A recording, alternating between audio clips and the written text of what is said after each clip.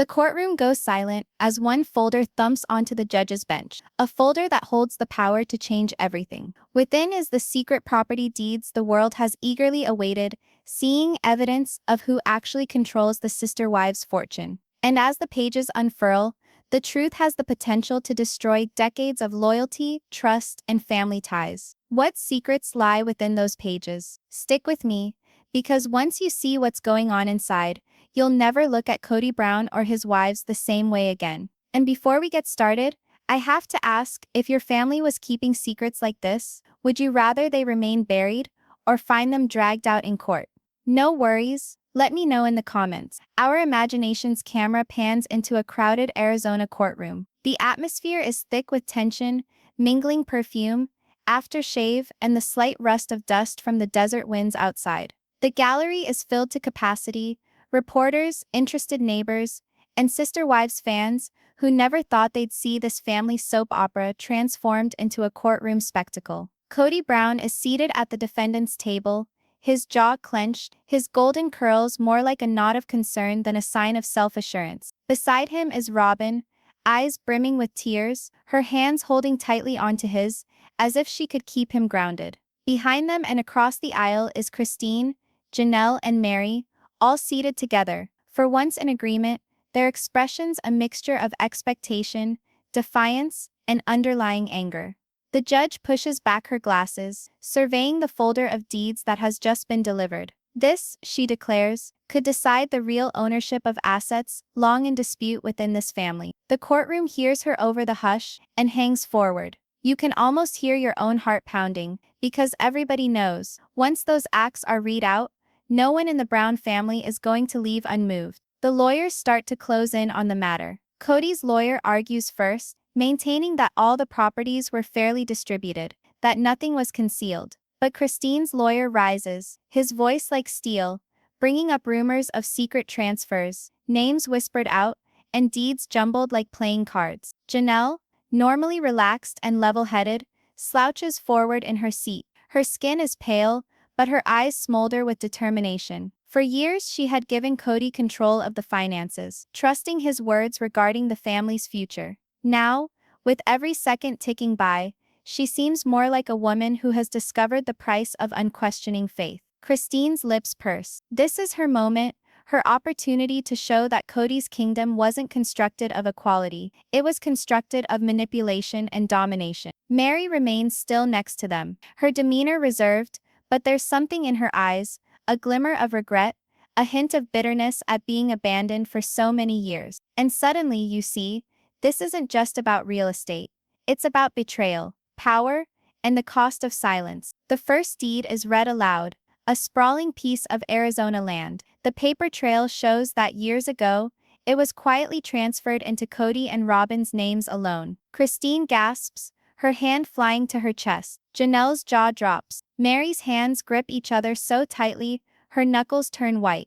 Kody fidgets in his seat, his attorney whispering in his ear, but his expression speaks volume. He knows he's in trouble. Robyn inches closer, her voice barely above a whisper. It'll be okay, but her gaze frantically jumps to Christine, who is shooting her daggers across the room. The gallery bursts out into whispers. Some nod their heads in shock, others write frantically in notebooks. Fans who used to think they knew this family, now behold something darker unfolding. The judge slams down her gavel. Order?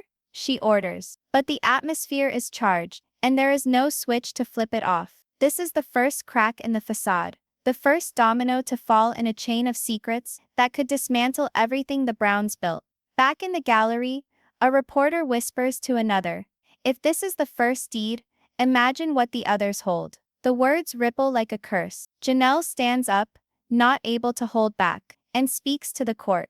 Her voice is shaking but strong. "I trusted him. I believed every promise about how we were building this life together. And now I discover, my name isn't even there." Her voice cuts through Kody like a knife. He mouths off, prepared to shoot back, but the judge holds up a hand. "You will get your say, Mr. Brown." Christine takes Janelle's hand in a wordless show of unity. She has held her at arm's length for years, tested and stretched by jealousy, distance, and promises broken. But at this moment, They are sisters in arms, confronting the man who vowed to keep them all safe. You can sense the storm raging, and it's just the start, because once one secret has been discovered, and 7 more acts remain in that folder, ready to drive the family from each other. The judge closes the file for the day, her voice stern. We will continue tomorrow with the remaining deed. The gallery groans in frustration, desperate for more, but the Browns look like they've aged 10 years in the last hour.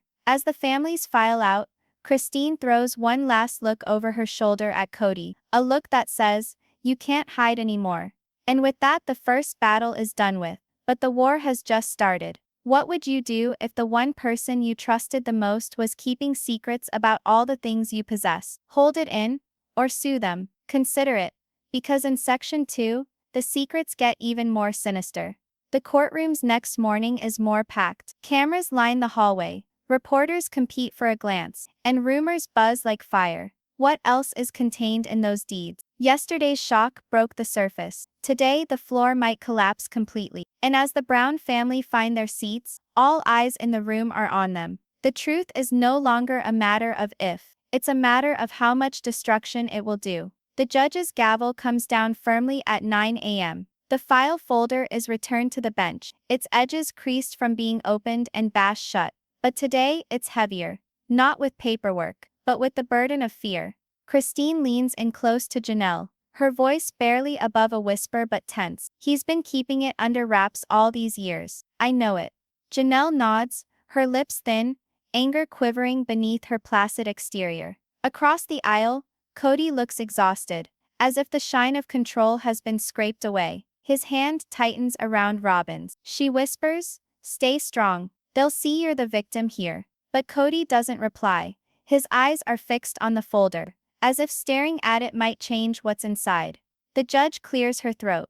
We resume with deed number 2. The courtroom is on bated breath. Another sheet of paper is drawn out, unfolded gingerly and read out. It's another patch of Arizona real estate, but this time it was supposed to be co-signed by Christine. But the paper contains only 2 signatures, Kody and Robyn. Christine's face turns beet red. She stands up before the attorney can get out the words. That property was meant to be mine too. Her voice shatters with rage, bouncing off the wood-paneled walls. Kody bursts up from his seat, his voice thundering, "That's not what happened. You walked away, Christine. You abandoned the family." The gallery gasps. The tension is stifling, the resentments of all those years now simmering in full public view.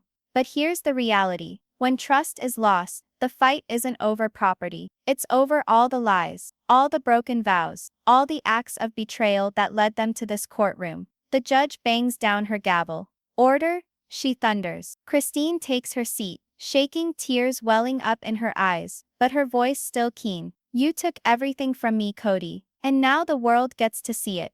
Picture knowing that the home you dwelled in, the ground you tread on, the aspiration you gave up for, wasn't even yours to begin with." That is what Christine is dealing with today, and it's only going to get worse. The lawyer goes on. The third deed is withdrawn from the folder. This one mentions a property previously believed to be owned by Janelle. Once more, it's signed by Kody and Robyn alone. Janelle's face becomes ashen. Tears well up in her eyes, but she will not let them fall. For all those years, she did the books, handled the money, gave up her autonomy for the family dream. And now she reads the bitter truth. She was not an owner, only a caretaker. She says to herself, almost in a whisper, "I worked my whole life for this, and it's not mine." Christine clutches her arm. "You're not alone, Janelle. He did it to us all." Meri observes silently, her feelings more difficult to discern. But inside, she senses it as well. The burn of erasure, the seething anger of betrayal. Kody leans forward, his voice breaking for the first time. "This isn't what you think. This was for protection, for the safety of the family." Christine interrupts him. Don't you dare refer to this as protection. This is theft, Kody, from your own wives." The gallery grows quieter. The judge raps his gavel once more. "Mr. Brown, sit down. Mrs. Brown, be still." But the flames have already been sparked. You can feel it now. This isn't just legal documents. This is years of secrets slamming into daylight. And nobody is immune to the fallout. Secrets are like shadows. The longer you try to keep them, the longer they get. And the Browns' shadows are reaching across this whole courtroom. The fourth deed is unveiled. This time it's not land, it's the spacious mansion Robyn currently resides in. Gasps emanate through the air. Not only is it in the names of only Kody and Robyn, but the mortgage records indicate funds drawn from accounts Janelle had previously controlled. Janelle finally loses it. Her voice trembles with anger. You took my money to purchase her home. Robyn breaks into tears. That's not true. We all shared everything. Christine cuts in sharply. Shared? Robyn, you've had more than all of us put together. We sacrificed while you luxuriated. The courtroom seems to see the gallery gossip mutters turn into a murmur of outrage. The judge attempts to restore order, but the emotions are raw, uncontainable. And in that instant, Kody sees he's losing the room. He slams his hand on the table, his face flushing with rage. I did what I had to do. Without me, none of you would have anything. The room is silent after that declaration. His wives look at him, not with fear, but with something much more insidious, clarity. And that's when you understand. It's not about who belongs to whom. It's about who lost everything, and who schemed to make it so from the beginning. The judge finally adjourns. The gallery overflows into the hallway, full of shock. Within, the family sits immobile. Christine and Janelle confer in hushed tones, solidified in their unity. Meri stands silently, eyes fixed on the deeds, her mind inscrutable. Robyn hangs on to Kody, but even she appears shaken. With the courtroom clearing, one thing is certain: the next deeds will settle it all. And the question now isn't who owns the property, it's who owns the truth. The camera in our imagination zooms in on the folder, still sitting on the judge's desk. 4 deeds are left, ready to reveal the last secrets. But what's inside can ruin more than reputations. It can ruin relationships forever. If you were in that courtroom, whose side would you stand? Kody and Robyn, trying to defend themselves, or Christine and Janelle, seeking justice? Let me know in the comments, because Section 3 will reveal the most stunning shocker so far. The courtroom doors open again. But today is different. The air is more charged, denser, like the whole building senses what's going to come next. Yesterday rocked the family. Today could destroy it.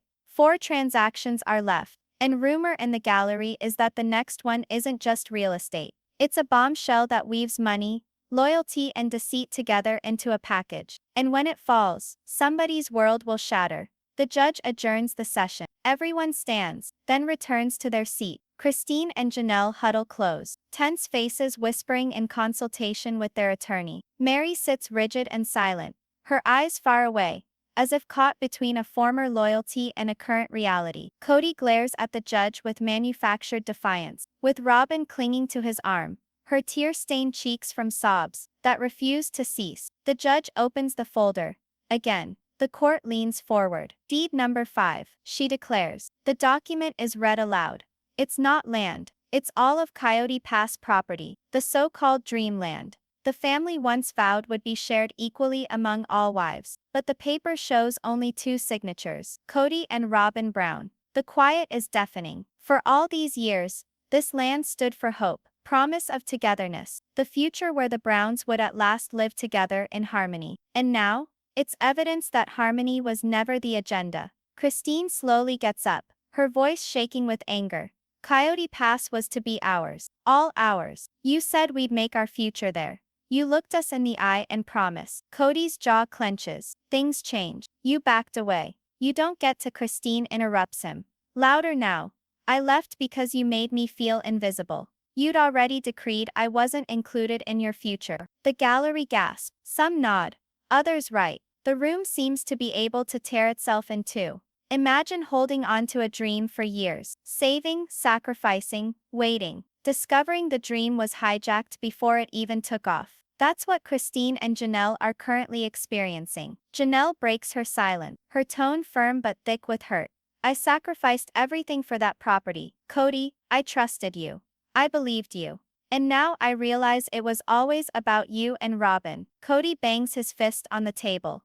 That's not true. You have no idea how difficult it was to hold this family together. Christine retorts, her voice trembling. Don't you dare put this on us for your deception. Robyn explodes through tears. We did only what was best for all of us. You don't have any idea what it's like to be under attack all the time. We just wanted security. The judge holds up her hand for order. But the feelings can't be suppressed. The audience grumbles louder. Some supporting Christine and Janelle.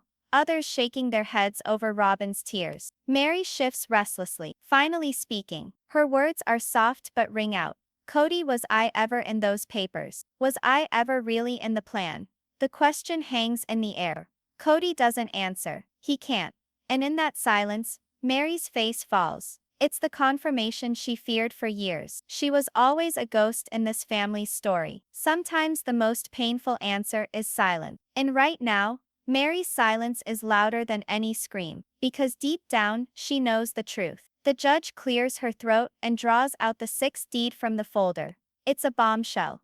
A secret cabin property in Flagstaff. The deed indicates that it was bought secretly, signed by only Kody and Robyn, and traced back to shared family accounts. The room erupts in gasps. Even the reporters lower their pencils for a moment. Christine's attorney rises on her feet at once. Your Honor, this is evidence of intentional hiding of property. This wasn't disclosed to the family or recorded on public document. Janelle's voice trembles as she speaks. A secret cabin. While I was barely getting by. While my kids were fighting to make ends meet. You had money for a secret hideaway. Her voice cracks, but the pain in her words slices through the courtroom. Christine leans toward her, whispering fiercely. He thought he could keep it hidden forever. But it's here now. Everyone sees. Kody tries to speak, but Robyn interrupts, sobbing, it wasn't like that. It wasn't meant to be secret.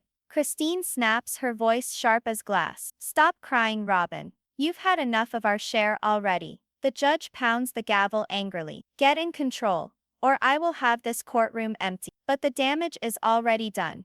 The Browns sit shattered. All of their wounds laid bare. And you can sense it. This is not property being uncovered. This is the family soul, laid out moment by moment. The session comes to an end. The judge says, we will pick up on the last deeds tomorrow. Court is adjourned. The Browns slowly stand up, their faces worn and weary. Christine and Janelle walk out side by side, their bond stronger than ever. Meri hangs back, gazing at Kody for a final moment, her eyes scanning his face for answers she knows she'll never receive. Kody, holding Robyn's hand tightly, strides stiffly toward the door, shoulders slumped, no longer the self-assured patriarch, but a man floundering in the aftermath of his decision. The folder sits still on the judge's desk, two deeds still within. And if these latest disclosures shattered trust, the next two may destroy it altogether. The question now isn't even who owns the land. It's who still has the courage to stand after all of this. Because the next deed might contain the most crushing betrayal of all. And I want to know,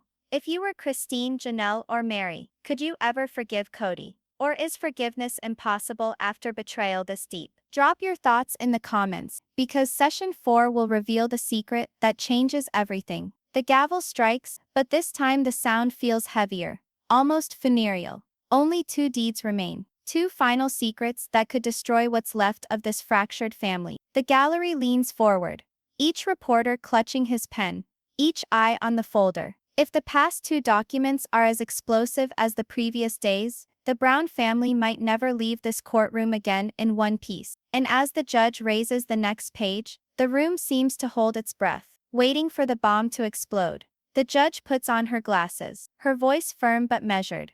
We now consider deed number 7. The paper unfolds slowly, deliberately, like a curtain lifting to reveal the end of a play. At first, it looks like another Arizona property, but then the details come into focus. The deed reveals a shocking twist. Not only is the land in Kody and Robyn's names, but the funds used for its down payment came directly from an account tied to Meri's former business earning. The courtroom gasps in unison. Meri's face drains of color. She grips the edge of her chair so tightly her knuckles turn white. For years she had poured her heart into her bed and breakfast business, her lifeline outside of Kody's shadow. And now, to see her money secretly redirected into property she never even knew existed. It's like a knife in her chest. Her tone is low, shaking but sufficient for the room to understand. You spent my money without even discussing it with me. Kody squirms uncomfortably, his face flushing. Meri, you don't get it. It was for the family. Everything was always for the family. Tears in Meri's eyes glitter,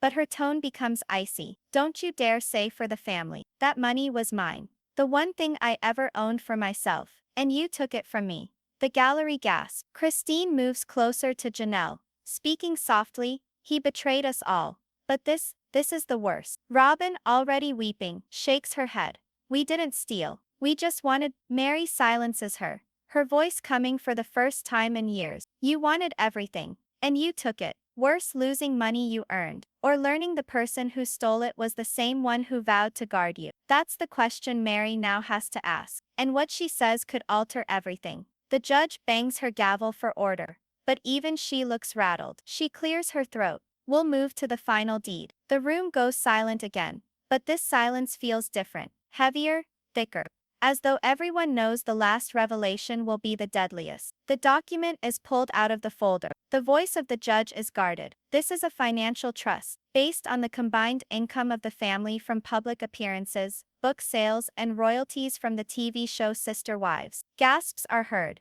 This isn't property. This is the foundation of the Brown family's wealth. And the trust, the judge continued, is signed into being by Kody and Robyn alone. Not a name from any of the other wives is included. Christine springs to her feet. You kidding me? That was money that belonged to all of us. We all gave for that show. We lived on cameras, had our lives manipulated in the streets. And you're telling me the money went to them and them only. Janelle continued, her words trembling with anger.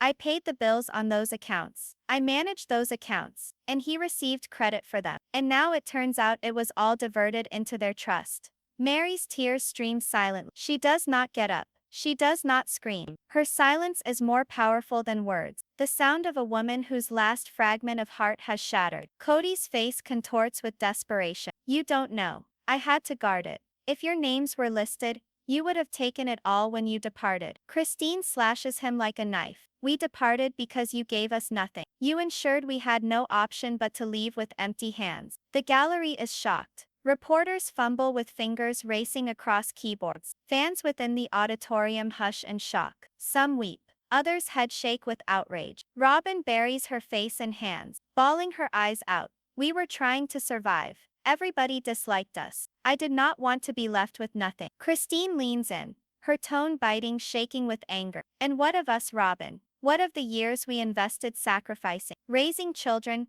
creating a life, and discovered it was never ours at all? When love becomes survival, when trust becomes stealing, is this a marriage, or is this war? That is the question resonating within this courtroom today. The judge speaks up over the commotion. Order, order. But sternness cannot hold back the tempest raging in the room.